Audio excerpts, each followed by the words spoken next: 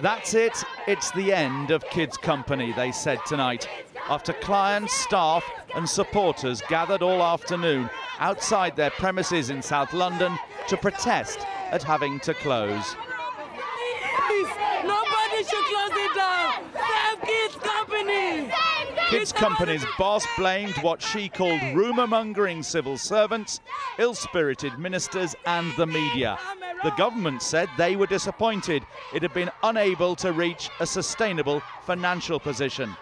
If it was so badly run, why are there so much parents here? Yeah. If it was so badly run, can't you see? look at the kids. Look at the kids. The welfare of these young people, said the Cabinet Office, continues to be our primary concern.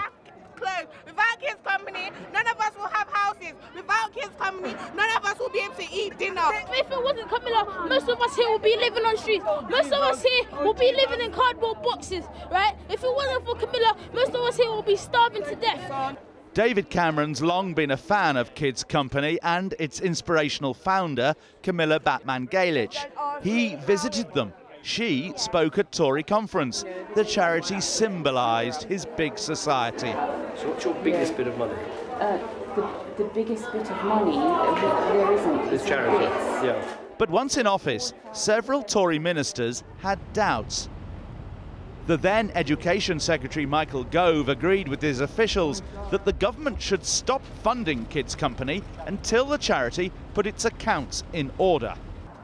Gove's former advisor Dominic Cummings told me today David Cameron twice overruled his ministers and officials at the request of Batman Galich.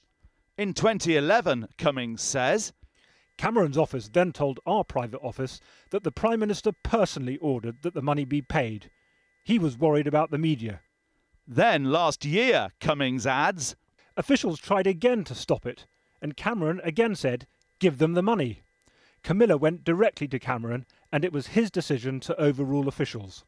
Downing Street denies that account, though one of Gove's former ministerial colleagues seems to corroborate it.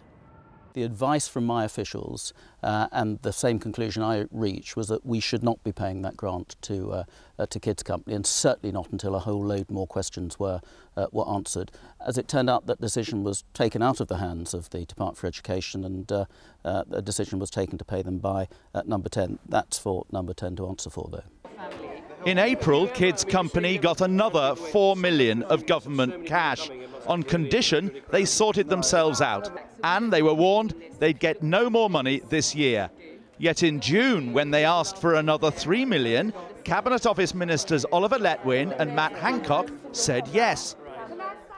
But Richard Heaton, the official who runs the Cabinet Office, strongly disagreed and took the rare step of asking for what's called a ministerial direction, putting his differences with Letwin and Hancock on record.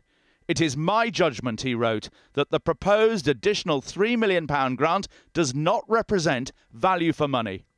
David Cameron has questions to answer about the funding for Kids Company. So do Oliver Letwin and Matt Hancock, and indeed the whole of the political class.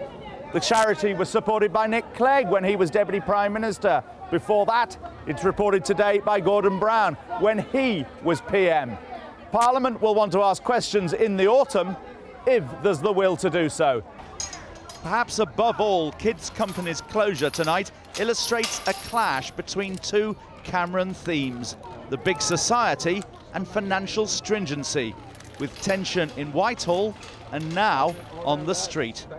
Michael Crick, Channel 4 News, Camberwell.